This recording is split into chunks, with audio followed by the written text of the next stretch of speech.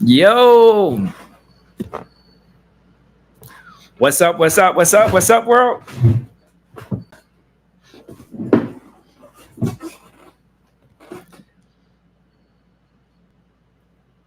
All right, Kat, can you get up for a quick second? Let me switch the table around. Yeah. Kat, hold on, Kat. Okay, there we go. Okay, that should work.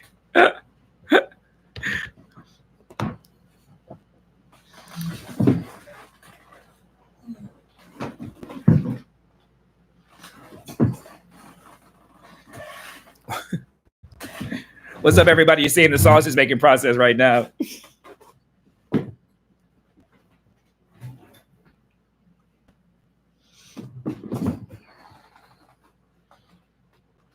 What's up? What's up? What's up, everybody? How you feel? Everybody good? All right, let's good. What's up? What's up? Check, check, 1 2 1 2. Check, check, 1 2 1 2. Happy Wednesday, everybody. I'm so excited to be in conversation with you all. Where's everybody at? Hit me up in the chat. Let me know where you at. What city you from? You know how we always start this conversation off. Where you at? What city you repping? Talk to me. What's on your mind? As always, you know, that's my favorite thing is what's on your mind? All right. As you know, we love to get started slowly. I like to welcome people. Tevin, what's up, my guy? What up? What up? Tevin, where you from again? I always forget. Talk to me, Tevin. Heather B, what's going on? Heather B coming in from LA. We just got off the Sway in the Morning show. We had a good time, Heather B. Folks, I wish I would have seen Heather B in the studio. When she put her chin in her hand at a certain point in the conversation, it just spoke to my soul so well, Heather B. Spoke to my soul so well. What's up, Brandon? From Brunswick, Georgia. What up, Brunswick? I don't really hear that too often. There's a New Brunswick, New Jersey, but never heard of Brunswick, Georgia. Jody, what up, Jody? Jody from Denison. My girl, Jody. Good to see you again this Wednesday, Jody. Julia, Bay Area check-in. What's up, Bay Area? We out here. Texas always reps hard. I find that so interesting, right, Kat? Like, Texas is always in the building. I love y'all, Texas. We need to do something live in Texas then. That's the sentiment I'm getting. So we're definitely doing this for data now, right? Like, we're doing this for data research to figure out what we need to be doing. Yeah. So EP just said we need to do this in the winter when it's warmer in Texas, and I'm not mad at that. Jody and Tevin, what say you? Y'all going to be our official host down there? All right, Anthony from ATL, what's going on? He Who Thinks, what's up, He Who Thinks? Love to see you. Welcome back, my brother. I think you're a brother, not quite for sure, but either way, you're my brother. Heather B says, what's on her mind is the mayoral race. Okay, Heather B, I'm gonna get to it. So what's on everybody else's mind? Heather B says she wants to talk about the mayoral race. What's up? Whatever's on everyone. I'm sure people want to talk about Iran. So talk to me a little bit about that. What are you thinking about Iran? If you don't have any questions, you can leave comments too. You can ask a question in the chat. I'm going to answer it in real time, as you know, from all the previous weeks. If you have comments, let me know in the comments. Let's get into a group conversation. You guys know I love a group dialogue. I think that's very important. Let's see. Oh, Jody says shit yes to come into Texas. All right, Jody, we're gonna hold you to it because we're gonna pull up and we expect to host you and Tevin. Y'all need to coordinate. I don't know. Can you DM in YouTube comment section? Y'all need to coordinate how we're gonna put this together because I want y'all to be my official co-host when we pull up in Texas. All right. I'm so excited to talk to you guys. When we were just thinking about the show and what we're going to talk about this Wednesday, it's kind of fun because the news cycle just changes so often, as you guys know. And what we thought we were going to talk about on Monday has completely changed from Tuesday. It has completely changed from Wednesday. And I don't think any of us had any idea that we will wake up to a big upset in the Democratic Party that took place yesterday. And so I think we're going to need to talk about that. Micah Boo, tuning in from Syracuse, New York. What's up, Michael Boo? You all right? You good? I hope I'm saying your tagline right, Michael Boo. Almost like, do you pronounce like peekaboo, like Michael Boo, peekaboo? What up, Dre Lucas? How you feel, Dre? Dre, you good? Feeling good? All right. Almost a two. I'm going to talk about the NBA. The draft is coming up today, so that's going to be a thing. You know, I'm pulling up to the NIL. We got to talk about the NIL. We got to talk about women's softball. Yeah, we're going to talk about that too as well. We're going to lean heavy into that. We're going to talk about some War Powers Act. I get a lot of questions around the War Powers Act right now, and did President Trump has the authority and ability to do it? So we're going to get into a little bit of that. And we're going to get into obviously the movement at the end in terms of how people can create movements and into what is happening. And so I'm excited for that. Oh, Grand Rapids, Oprah, you're here from Grand Rapids. What's up, Grand Rapids from Michigan? That is my home state. I love Grand Rapids. Grand Rapids in the summertime has a very special place to me because growing up as a kid, I wouldn't say I was a kid, I was like in high school. Grand Rapids used to have a really dope teen night. I don't even know if people do teen nights anymore in different cities, but Grand Rapids had a great teen night that we would travel to. And then we had a really great teen night too in Lansing at Sparty's. It was like this like bar on Michigan State's campus that we would go to on Sundays. But we also then drive down. So I was a hot boy, so I would travel for teen nights. Good memories. So what up, Grand Rapids? Kevin Woods, with all the ICE raids happening out here in LA, should Black folks get involved and why? That's a really great question. All right. We're going to make sure we flag that for the questions. I'm going to respond to you that one in real time. Happy for you to be here too as well. Elgin, I'm excited to give you my response. So make sure you let me know what you're thinking too as well. I'll give you guys one more minute so I can kind of just see what's happening here and who's in the chat. And then we can get some questions and comments. But keep asking your questions. Keep asking your comments. I'm going to try and stay on topic with some of the questions, but I may call some audibles and do something completely different. So we'll see. The good thing about the MuseRoom is that we're trying things out and we're trying to see what works. And your feedback has been amazing.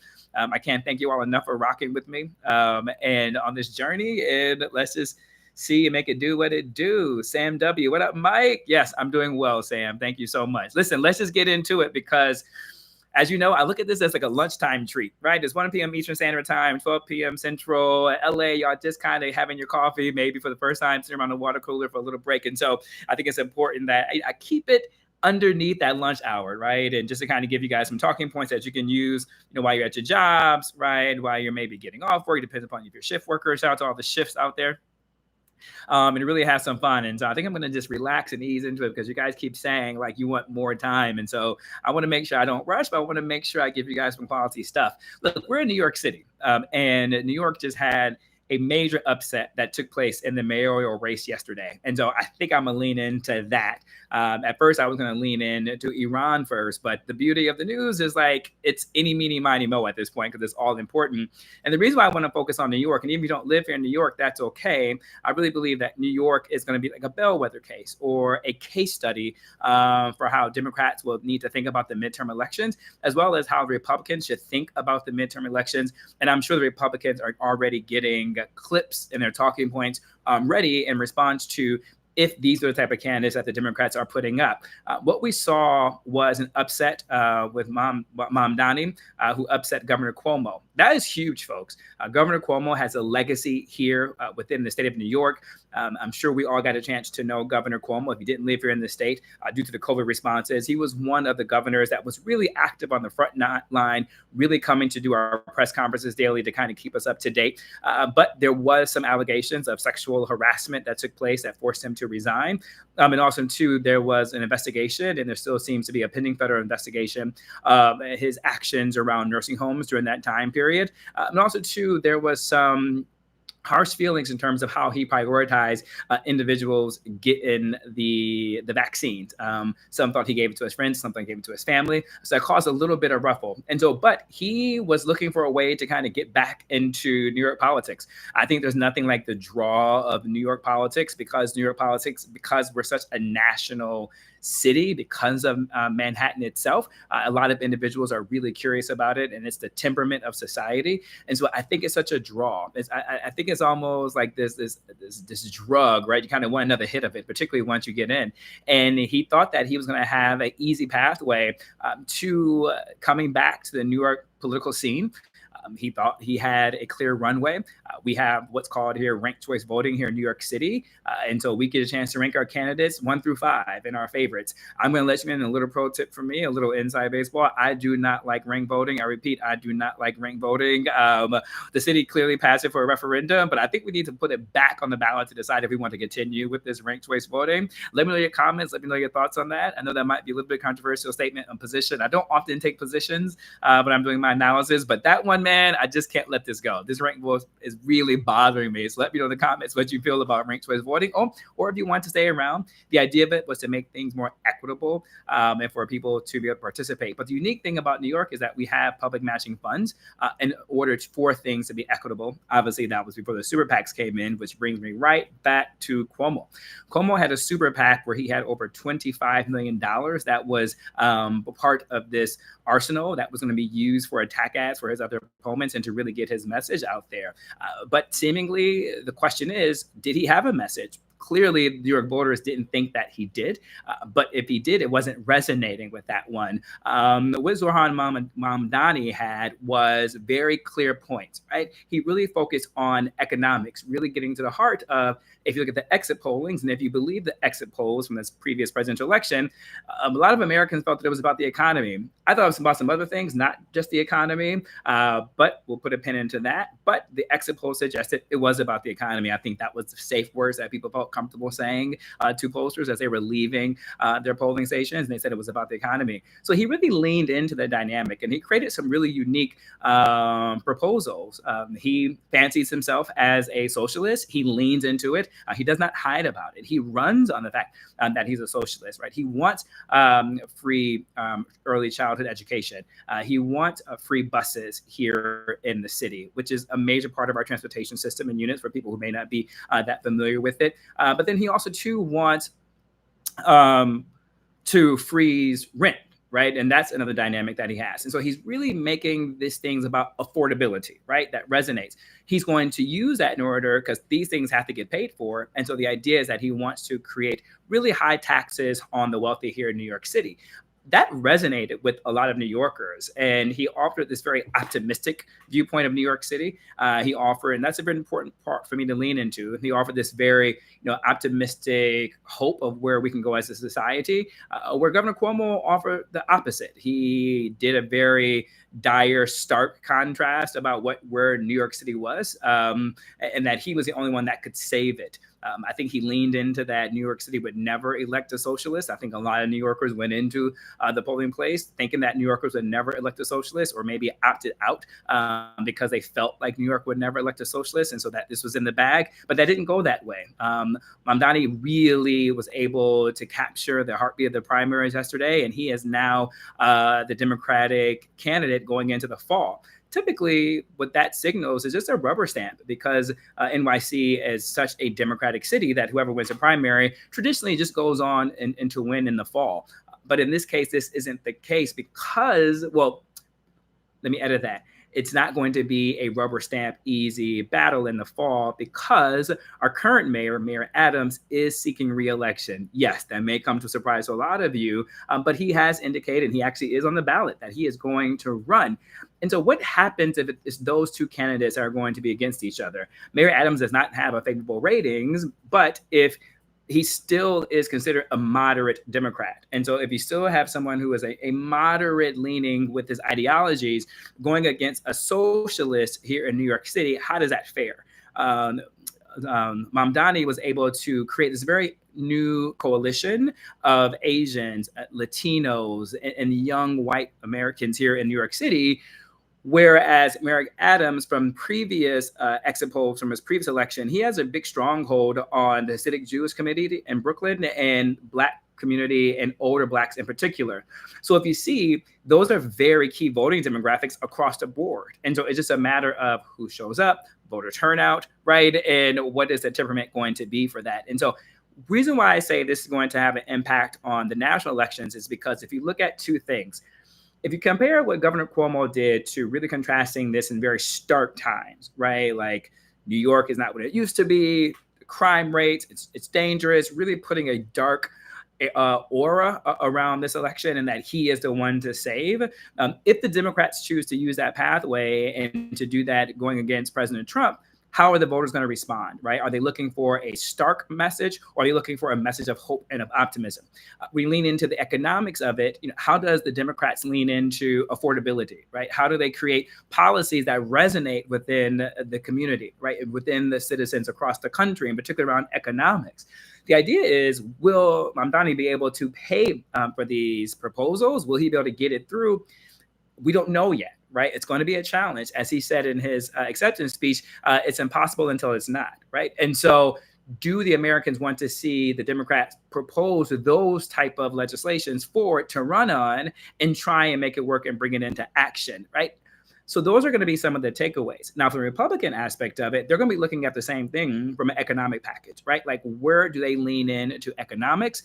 But then also, too, they actually could have something to run on and say, look, if you look at the quality of candidates, the Democrats are looking to put socialist up onto the platform. And I don't say that in a negative way, because Mamdani leaned into it from a very positive perspective, right?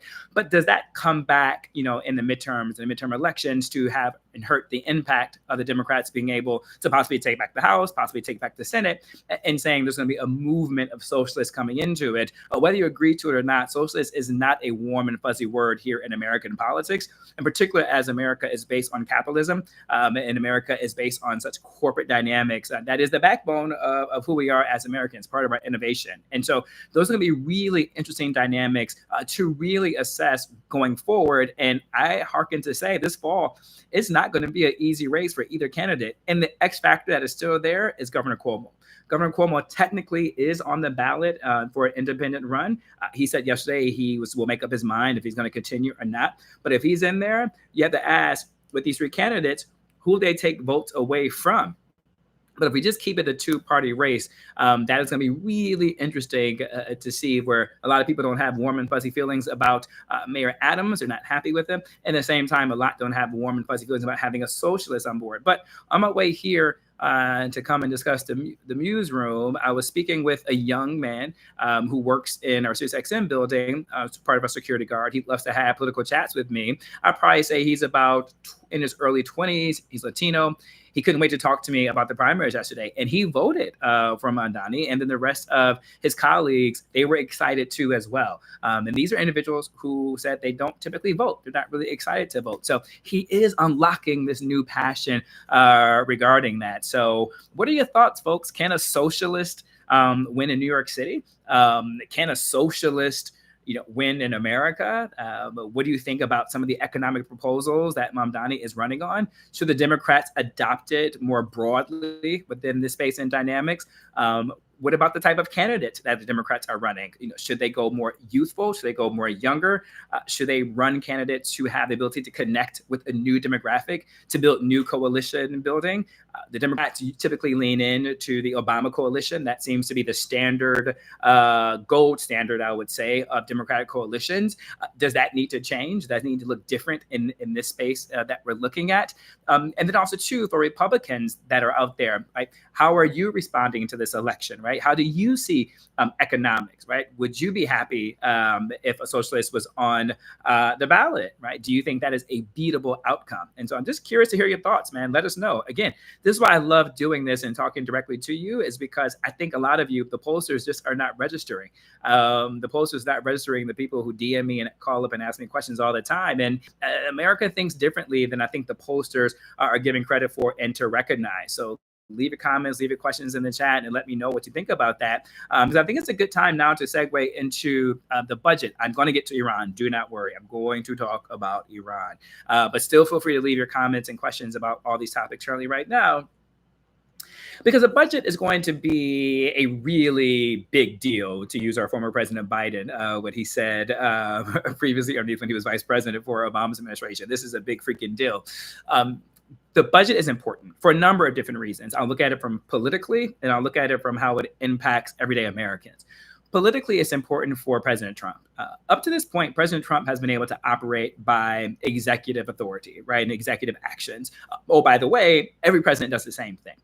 But this is going to be his first real legislative challenge to see, if he could get across the finish line, his signature priority, which is passing this budget, because what's inside the budget are a lot of his campaign promises that he has promised the American public, in particular his voting base.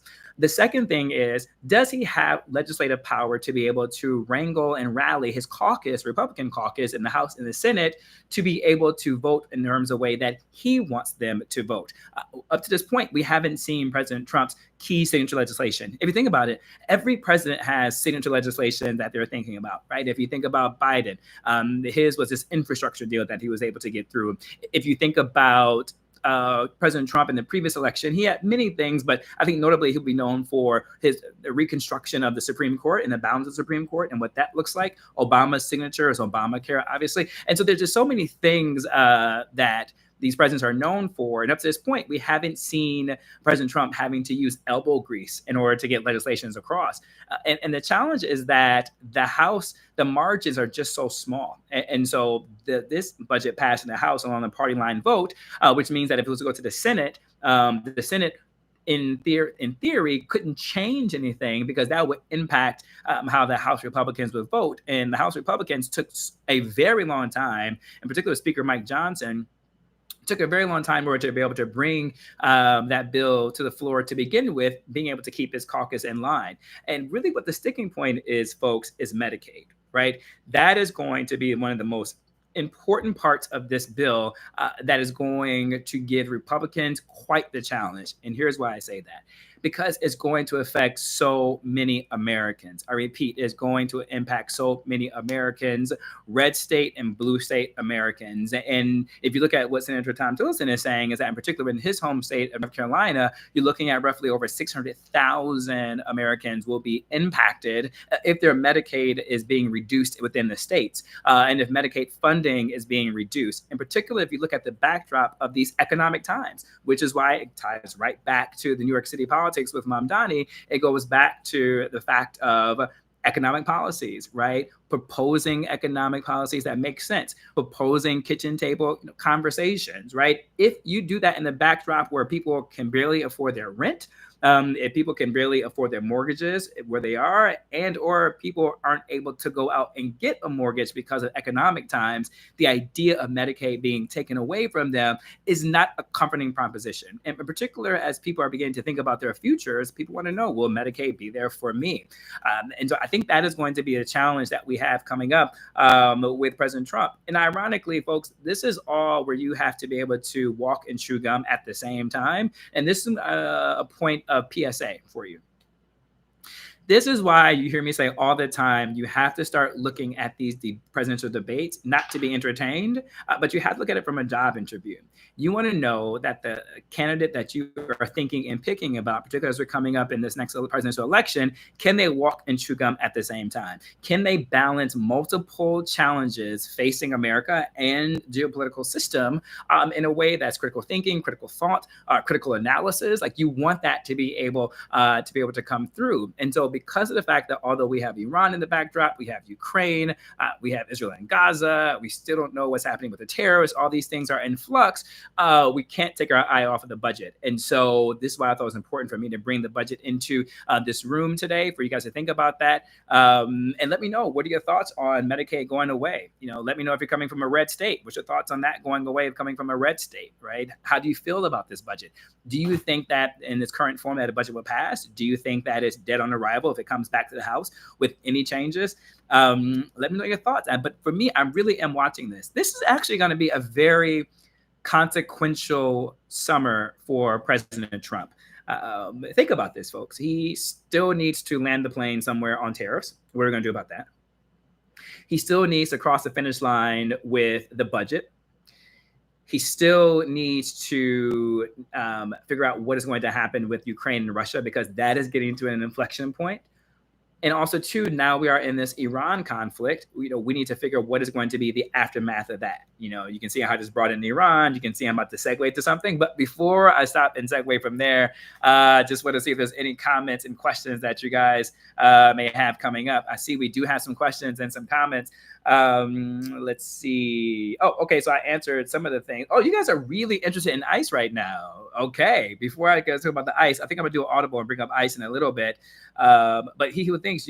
You love rank voting. You think it's more accurately reflects voter preferences and ensure winning candidates have broader support for the reelected, in my own opinion. And that's great. I mean, that's, first of all, I want to be able to say every opinion here matters. There is no right or wrong opinion to have, and there is no right or wrong answer. And I know that might seem kind of funny style from a political analyst, but I actually don't think there is a right or wrong way to look at things, right? There's a way that you would do it better. There's a way that you think is better, and someone may not think opposite of that, but you still have a right. So in your opinion, all right, I see you. I still disagree with it, but again, that's my opinion when it comes to that. I think in theory, the idea is to make things more equitable and to make things more interesting, but I just think it just makes it a little bit more complicated, right? I heard someone explain rate voting. It was on my favorite channels. I want to make sure I give the attribution to it. It's on New York One. I was able to see a clip of theirs, and one of their anchors who I love, he was just trying to explain rank voting, and he used it doing food. To make a very long story short, he said, make sure in your 5 choices of food that you pick, in particular choice 3 and choice 4, that you can still eat it. It's still edible for you. And so I thought that was a really good point when it comes to that. Let's see. Oh, Shani Cooley, you have a comment too as well, and you're coming from a red state. And so I think that's interesting. I want to hear definitely what you have to say about that. Being in a red state, doing away with Medicaid. We heard a lot of people here in Mississippi, which is true. I think a lot of times people think that it's about a blue state, people it's going to impact about a red state, but it's not just about that. I think equally is going to be impacted. See, he who thinks this is about everybody when you come to that. Shani, you go on to state that so many people have here depend on it for assistance. They do. And just to put this in perspective, it's just not individuals, but it's also too, Shani, and everyone else who's in a red state in rural areas, it's the clinics. It's the hospitals that really depend upon Medicaid in order for them to get the reimbursements back from treating. You know, that is the beauty of America, is that everyone has a right to help to get treated for healthcare. Now, that how it gets paid for and covered, that's a different thing. But at the end of the day, what I love about America is that if you walk into a hospital, they are required by law to treat you, right? I think that's a beautiful thing, but at the end, someone's got to pay for it, right? And so if hospitals, particularly in the rural areas in the red states, begin to lose, their Medicaid and all the reimbursements, they're going to have to close down, because at the end of the day, we forget about the administrative costs when it comes to it. We forget about the administrative costs when it comes to the admin, the janitorial, custodial staff, right? The receptionists, right? And also the doctors have to get paid too as well. And so I think that's a really interesting way to think about it. I'm gonna do an audible because you guys are really coming in hot with ICE right now, which I can understand. Kevin Woods, I want to answer you right now. You said, with all the ICE raids happening out here in LA, should Black folks get involved, and why should we? If yes, I don't think it's a matter about race and whether or not Black folks should get involved or not, right? I think this comes down to humanity. And I think it comes down to what you believe, right? And so if you believe that this is something that is so moving towards you, if you feel these raids are inhumane, if you believe that this is not constitutional, if you believe that these individuals' due process are being stripped away, and if you believe that no matter what the race is that due process is part of it. And something to be mindful of, though, Kevin, is that, when it comes to Black folks in particular, I think we're looking at it from the context of your question of that this is just brown individuals, Latinos, right? But it's about due process that sets a precedent. Those who are very familiar with me know I love the word precedent. Precedent could mean other communities too as well, who come from the African diaspora. People come from Haiti, the Dominican Republic, the islands, Jamaica, Trinidad and Tobago, right? And so those also mean different things, or the continent of Africa and countries from those areas too as well. And so you have to think about what is happening temporarily, and then what could set precedent that could happen for the whole, right? And so at the end, I look at this from perspective of, due process, right? Now, some may have believed that this is due process. Some people believe that they don't deserve the rights to have the due process. Some people, they don't deserve any constitutional rights. But it's important that I put a note in that, is that what the Constitution says, that it doesn't state for some people, right? It doesn't state for certain individuals. It says for all people, right? And so there's independent of, your status here within the United States. Again, that's the beauty of America, right? That's why this is in incredible social experiment that we should be working so hard in order to protect that social experiment when it comes to that. So I don't know, Kevin, I hope that answers your question. I hope it gives you some food for thought in terms of how to look at it. And if you do support it, then there's nothing to really get behind, and you support what ICE is doing. There is a lot of Americans out there too as well, a lot of Latinos who are supporting what ICE. I think that's what makes America so interesting. But it all comes down to, folks, voting. I can't simplify this enough. Every issue that we have here in America, it comes down to voting. Whether you voted in an election and you were able to sway the turnout or sway a decision or to sway how an elected got to a state house or to the city hall or to Capitol Hill. Or if you didn't vote, you sat out, and then others who are more passionate about certain topics, they voted on your behalf because you sat out. It really comes down to that. I think these elections come down to who was more passionate about their beliefs, who are more passionate about the policies, who are more passionate about the candidates, and not looking at it from like a personality test. I always think that people who are complaining about what's happening in our nation right now oftentimes don't vote because of personality, right? Oh, I don't like how he or she looks or makes me feel, or laughs too much, doesn't laugh enough, too serious. And then it gets so revved up about certain issues not going their way. But clearly some people voted because they felt a little bit more passionate about that. All right, Tyrone Elijah, what's up, my guy? You said, hey, Mike, are any of the ICE agents all police? No, they're not police officers, but they fall under the category of law enforcement officials, right? So ICE falls into the category of law enforcement. Police obviously falls in the category of law enforcement. The DEA falls into the category of like law enforcement. And so there's different categories that are. ICE and police officers have two different dynamics. They have two different jurisdictions. One is federal, one is local, which is why if you think back to what caused a lot of some of the turmoil that we see in Los Angeles is because of the fact that President Trump sent in the National Guard, right? For the reason why he said that he's sending in the National Guard, it was in order to protect the federal buildings that are in these cities. Because you can have federal buildings in cities, but they are operated by the federal government and not from your local municipalities. And then he was sent there, the National Guard there by his direction in order to protect the ICE agents that are there. So technically a federal entity such as the National Guard protecting a federal entity such as ICE. And so that is the difference between ICE and police. So that's actually a really great question. Again, no question is really bad. All right, Roman Gael Valenciano. What a cool name. Roman, right? Roman. Well, I never meet too many Romans. Your question is, when Trump said, never mind raiding farms, I only see modern day slavery.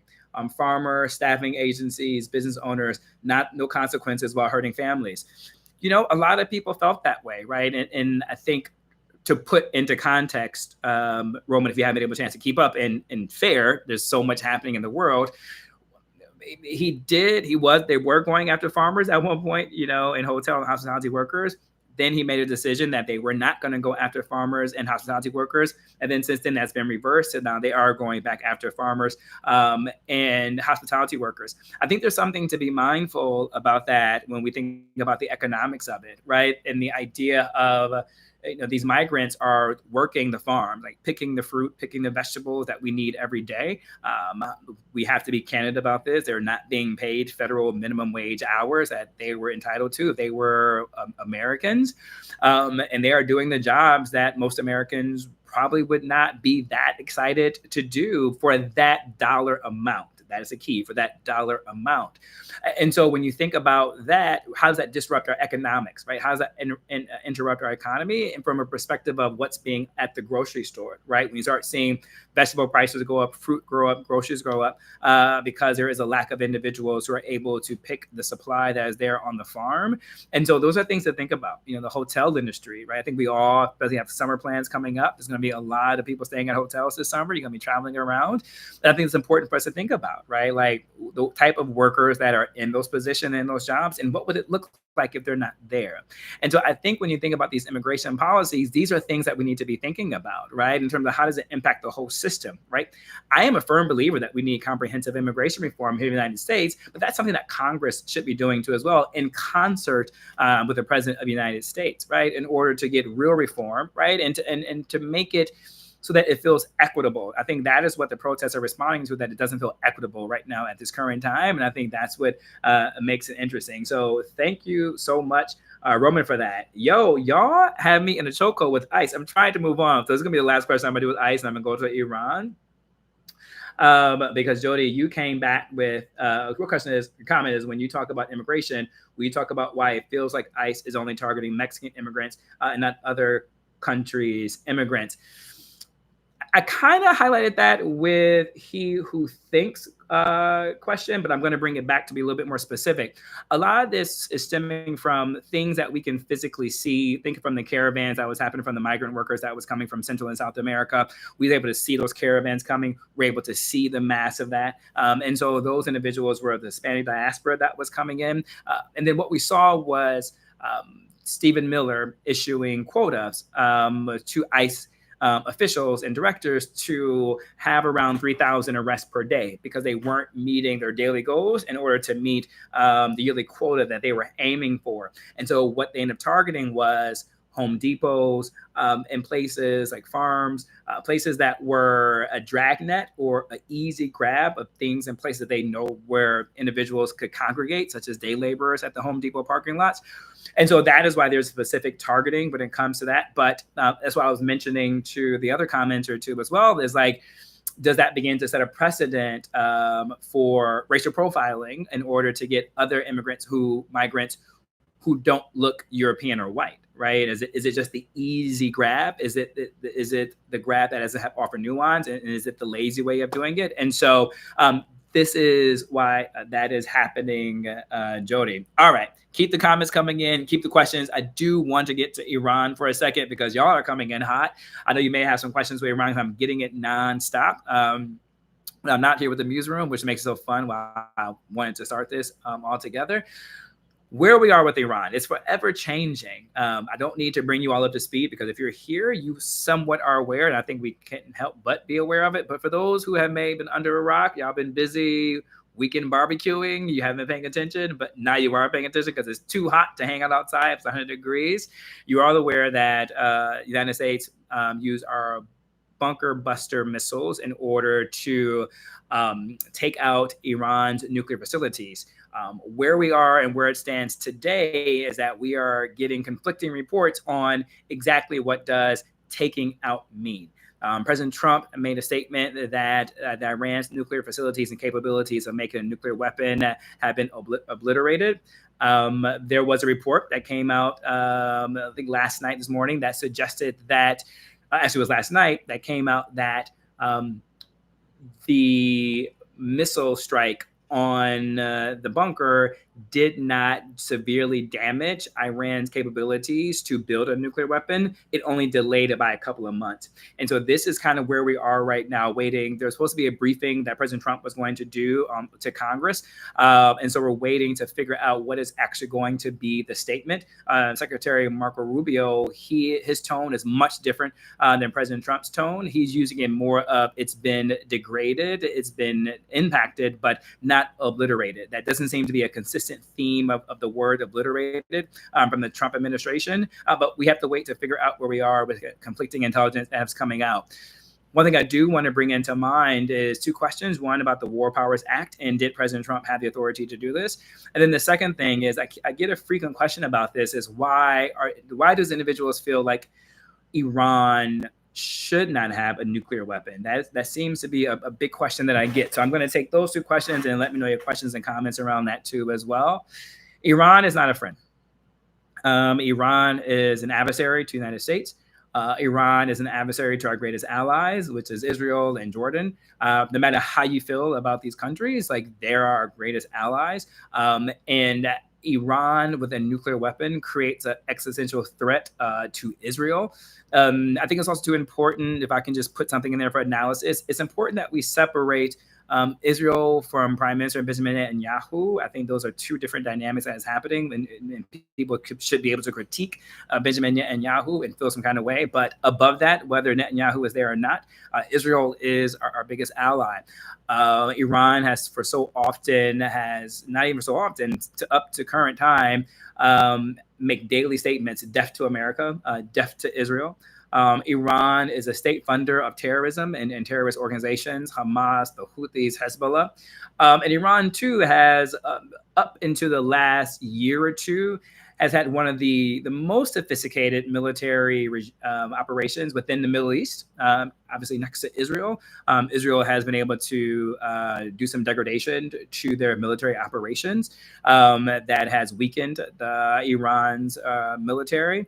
And then if you look at the dynamics of what they could do if they were nuclear capable. So that is the reason why not just this president, I mean, this goes all the way back to multiple presidents in the sense of wanting to make sure that Iran doesn't have nuclear capabilities. The question remains, as I kind of start to lean in more into the War Powers Act, should this have been done with more diplomacy or should force been used? If you look at it for more of a diplomacy, President Obama created essentially for conversation purposes the Iran nuclear treaty deal, which required Iran to get rid of their centrifuges, as well as to get rid of their stock of enriched uranium. For those who may not be familiar with the nuclear chemical terms, I was a researcher, so just fun fact about that. I'm always going to state that because for me, that was my greatest joy. I had the best time doing that, and I never thought I was doing nuclear chemical research that one day I'll be on the MuseRoom talking to you all about nuclear chemical research that I did in terms of geopolitics. So it's kind of mind-blowing for me. So just bear with me as I bring that up every single day. We can even turn into a drinking game if you want. Take a shot of coffee. Nope, y'all shouldn't be drinking on work, but we can do shots of espresso. Shout out to the Muse Cafe. I'm going to bring that into it too every time I talk about my nuclear chemical research. Just roll your eyes. I don't even care, right? I take pride in that. The little me could not have imagined that. I digress. So what that did was it weakens Iran's capabilities from building a nuclear weapon, right? It delayed it, right? And also, too, it required inspectors of the nuclear community to come in to really assess if Iran was building any weapons, if they were getting any stockpiles of centrifuges, they were getting any stockpiles of uranium. Folks, these are not chemicals or materials you can order from Amazon. These come from very select places and spaces. A lot comes from the earth, from the ground. Part of my work was separating uranium from a thorium stock solution. Don't worry about it. Drinking game, drink your espresso. And so these are things that could be tracked if they were getting these items in. When President Trump came in, he removed and essentially tore up the agreement and left us without an agreement with Iran. During that time, Iran was able to build up their stockpile again. They started seeing their centrifuges. They started getting their uranium up to about 30 to 60% grade. You need 90% grade in order to be nuclear capable. So they were getting close to that because they had no more inspectors. There was no more individuals overseeing them. And then President Biden left the void. He did not put together a new nuclear treaty. And so Iran, since President Trump's first term, since the previous administration, Biden's term, did not have any nuclear treaty in place. There were no inspections or surprise coming through. And so you see where we got to the point that we got today, where President Trump was engaging in diplomatic conversations with Iran in order to find this new deal. Iran was hoping that they could have just enough of a nuclear energy or just enough of enriched uranium in order to help with their civilian energy. The reason why that's important is because no matter if you feel like Iran should have a nuclear weapon or not, our nations, plural, globally, are going to start thinking about nuclear energy in order for civilian use because of the fact of the electrical systems, electrical grid systems is just not strong enough or capable enough in order to use all the advancements of innovation, AI technology. Sharita Hunter, I see you in here. That's my best friend from college. What's up, Sharita? But to use the capabilities and technologies in order for AI innovation and research. And so this is why it's important for all countries to begin looking at nuclear energy. I mean, our current governor, Governor Hochul of New York, she just announced that New York is about to put a nuclear energy plant in upstate New York. So this is all happening. Whether Iran should have it or not, that's here or there. But that was a part of the conversation that we were having. Benjamin Netanyahu was not happy about that, wanted no parts in that, and was looking to disrupt it at all costs. Thus, the conflict that he began to engage in with Iran, hoping to what some estimates will believe is to draw the United States in, and we did. And President Trump said that he had come to his patience and had came to an end with Iran, and that they needed to make this deal. If not, all hands on deck, and he would make a decision within 2 weeks whether or not he was going to drop that bomb to destroy the facilities. And unless I told you guys, remember last week I told you, I said, listen, this could be a 2 week, it could be a day, it could be 12 hours. Sure enough, it was actually more shortened than I thought it was. So I was aware of the possible fake that was to come down the road, which leads me to the War Act. And I'm going to start going to your comments and your questions that you have about this. So keep it coming. Is the War Act, the War Powers Act, was put in place in order to check to check presidential powers from engaging us into military action and military force. The founding fathers was very aware of what was happening in the United Kingdom and what they were coming from in forming this social experiment, this democracy, that they're aware that monarchs and kings love to use monarchy to conquer sovereign territories and nations for their own kingdom building. So wanting us to be completely different, and apart from that, the founding fathers made sure that Congress was able to give authority to take us into war. And that's when you get the title of commander-in-chief, that once we get into war, that the president can then direct the operations as commander-in-chief, but not put us in the war. Presidents have found ways to get around this. Every president, not just Trump. Obama did it. Bush did it. Clinton, like every president finds a way to get around this using their Article 2 authority in terms of what is for best interests of the country and what is deemed as a national emergency. And if things are deemed a national emergency, they have the authority to make action and make course correction. This is something that just has not been resolved, right? And so in theory, the War Powers Act says the president has to come to Congress for an act of war. But again, this is something that's been debatable when it comes to the use of this, and every president has gotten around it, and it's a slippery slope. And it is something every president feels like they are entitled to until the opposing members of the party says otherwise. And so what Congress felt in this go around is that President Trump should have came to them to talk to them about it before launching this, to get their approval. They should have been read in onto this. What President Trump is saying, what their pushback would be, is that this would need to be a secretive mission, a covert mission, and not to give Iran awareness of what was happening. And this isn't boots on the ground, but we talked about theater wars looking different. And so this is always going to be a very debatable act until we get more clarity specifically on language and words. Until then, it's going to be a slippery slope. So I'm going to take it to see if you guys have any questions or comments about this before I take it to the NBA, because tonight, folks, we're going to have some fun. We got the draft coming up, and then I know it's almost, your lunchtime is almost ending, so I'm very aware of that. So as they say, I ain't going to keep you in the church, right? Unless I hear some amens, then I'm going to keep going. I think that's what the pastors do, is they say, I ain't going to keep you. And if the church responds, go ahead, pastor, keep going. We all right. So as you guys keep commenting, liking, and doing the heart button, I'm going to keep going with this one. But I do. All right, Latina Ware. Your question is, he even lied about the nuclear missed strikes on the bunker. Why? I think what you're trying to say is that the misrepresentation of the word of obliterate to be taken out from that. Look, any president, and in particular President Trump, he has a different use of language, right?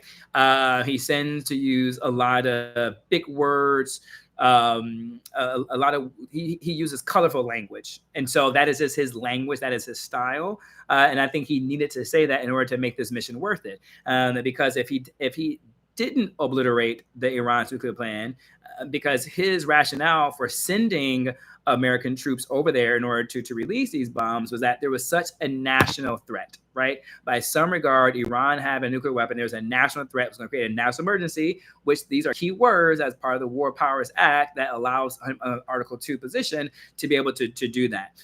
And so if he did not, to use his word, obliterate, and if intelligence is suggesting that he only delayed it for 3 months, the question that Congress will be asking is that you put American soldiers, sons and daughters, mothers and fathers, aunts and uncles, cousins, nieces, nephews in harm's way just to delay 3 months, and you didn't get approval from Congress. So he has to hold the line to say that this mission was a success. That's where the politics comes into play. And so that is where we are. So that's where we have to wait for the rest of the report to come out. That's we have to wait for him to go before and have these committee hearings with the Senate and with the House. And then we have to see what the senators and the representatives come out and say what he said.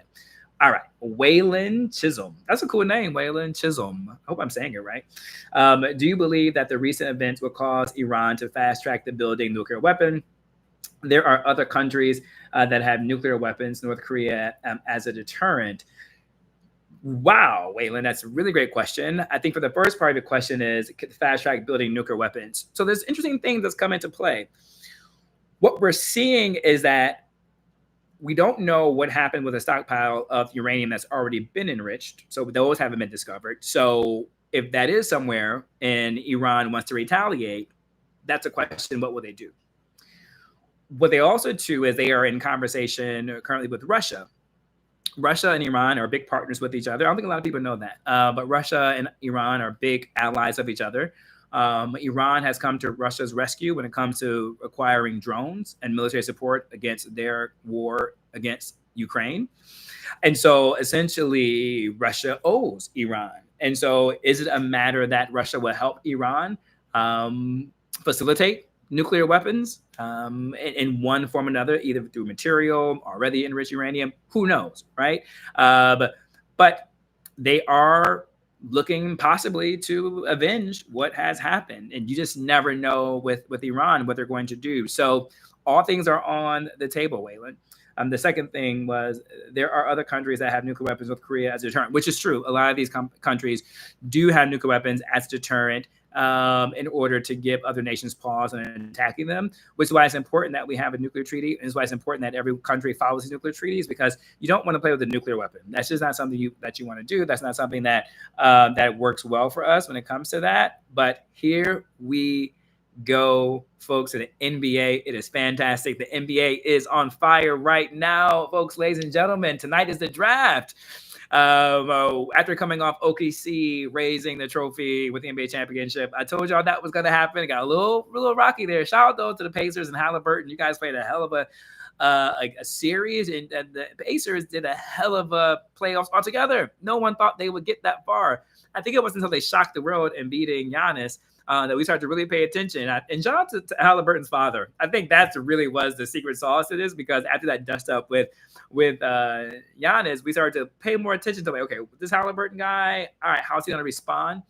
Going into the series with the Celtics in particular. And then they showed out and defeating the returning NBA champion. So we knew that the Pacers were nobody to play with. But OKC with SGA is just so good. But both teams play incredible team ball. What I love about both these teams that they do not surround their offensive strategy just around one key player like most teams do, and that's okay too as well. But they play overall really great team ball. So shout out to the OKC doing that. But listen, NBA hopefuls today are going to hope that they can become the next Halliburton, that they can become the next SGA with their hopes on the line on the draft today. But listen, I think it's all but a foregone conclusion that Cooper Flag is going to go number one. Let's see what he's going to do. And he is going number one, and he already has NIL deals on lock right now. And so it's exciting to see. Are y'all watching the draft? Are y'all rocking with Cooper Flag? Obviously, do we know where he's going? Wink, wink. We know. I'm testing you all to see. Did you guys know where he's going? So hit me up in the comments if you think you know where he's going. That should be a little trivia. I think we have to find some ways to reward people with trivia. It's going right now. Sidebar, y'all. I'm having so much fun with this. This is so cool. I can't wait for us to really hit the gas pedal on this. I think we can really do some things. I think Texas is going to be our first stop. But I digress, because speaking of Texas, the World Series with Texas for women's baseball was insane. I don't have the data on this. I want to be careful how I say that, but I think this is one of the most watched and talked about World Series for women's collegiate softball. I had so many people texting me without watching the softball, and it makes me excited because I feel like women do not have a lot of professional sports to roll their collegiate experience into, right? Obviously, we have the standard soccer, and obviously, too, we have the standard WNBA, which is on fire right now, and I'm so excited for that. But it's so exciting to see women's sports grow overall right? I hope that we will see a professional women's softball league grow to the greatness of an MLB style. I'm excited for. I have so many friends of mine whose kids are playing volleyball. I'm so excited for women's volleyball to grow because different athletes want to play different things. Like everybody wants to be a soccer player or a basketball player, so it's great that women have more options to figure out what a sport could look like outside of it. And the NIL. I am so excited that NIL is out there right now, particularly for women collegiate athletes to be able to get paid and to get their money going. That makes me very happy for them to be able to do that. And NIL, I don't know if you saw this landmark deal that happened recently. There's a lawsuit filed by over 60,000 collegiate students in order to get representation for their name, image, and likeness for them not being paid for it. And let me tell y'all, some of these players, former players, mind you, are making checks and bank.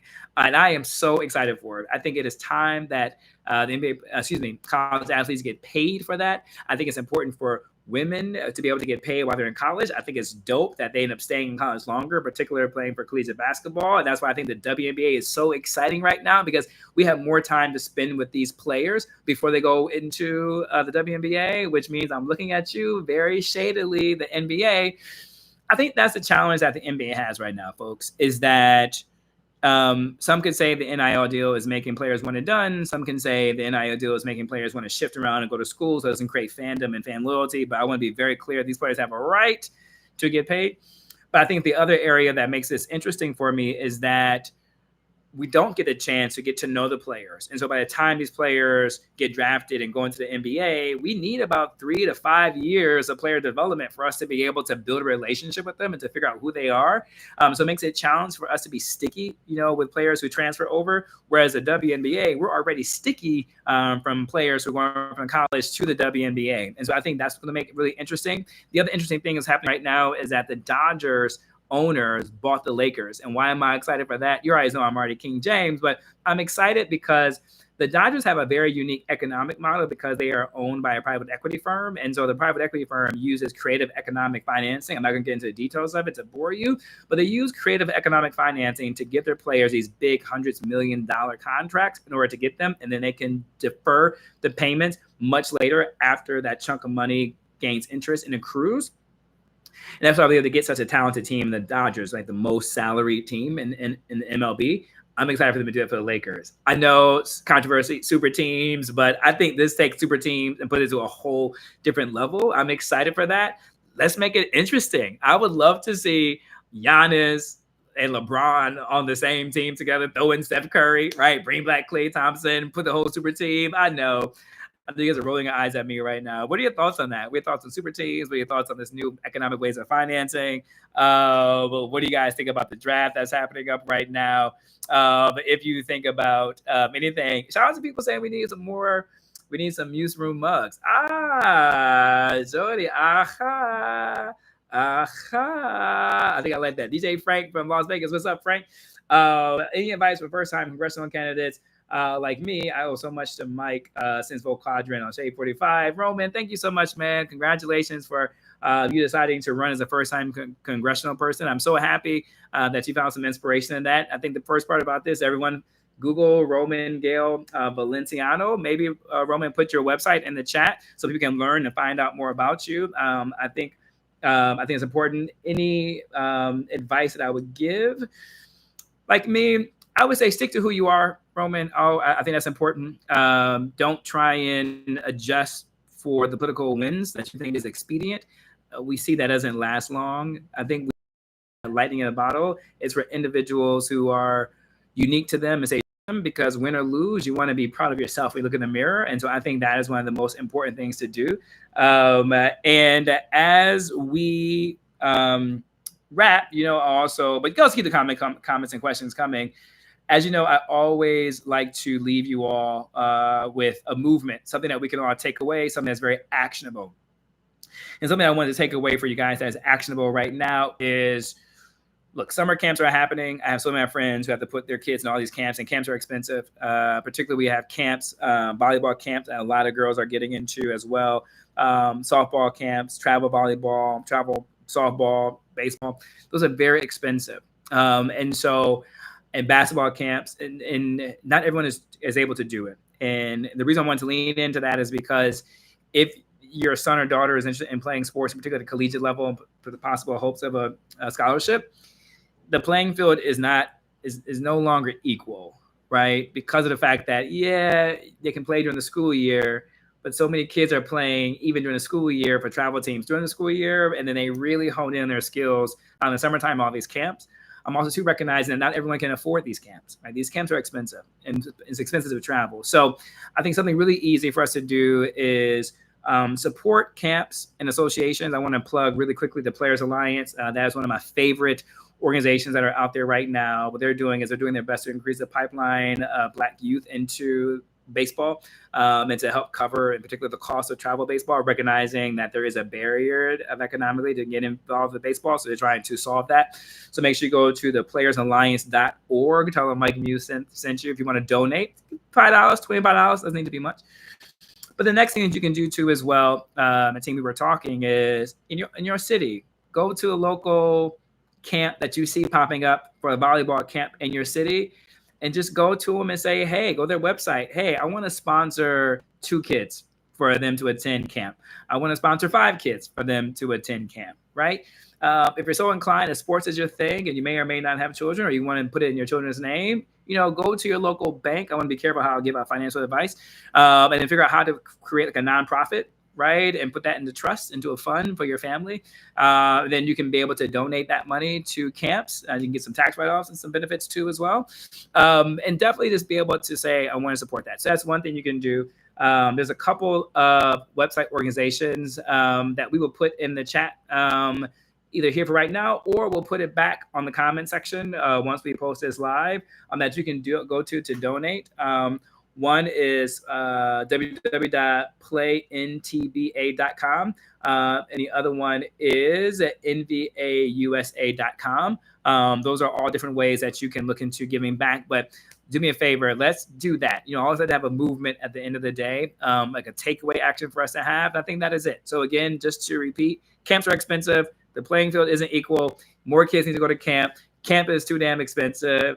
Pull up into a camp that you have in your local neighborhood. Sponsor 1 kid. If you can do 5, great. Sponsor 1 kid. Tell them Mike Muse sent you for the MuseRoom. And then also to look into these website links that I sent to you to help some kids this summer.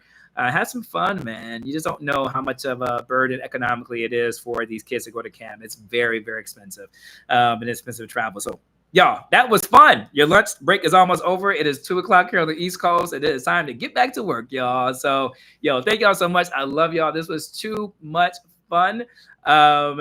And I'm excited to talk to y'all next week. But until then, tune in this weekend for the Mike Muse Show on Sirius XM, channel 126, 4 p.m. Eastern Standard Time on channel 126, and Sundays, 2 p.m. Eastern Standard Time, channel 126. Until next time, folks, peace. I love y'all. Let's go.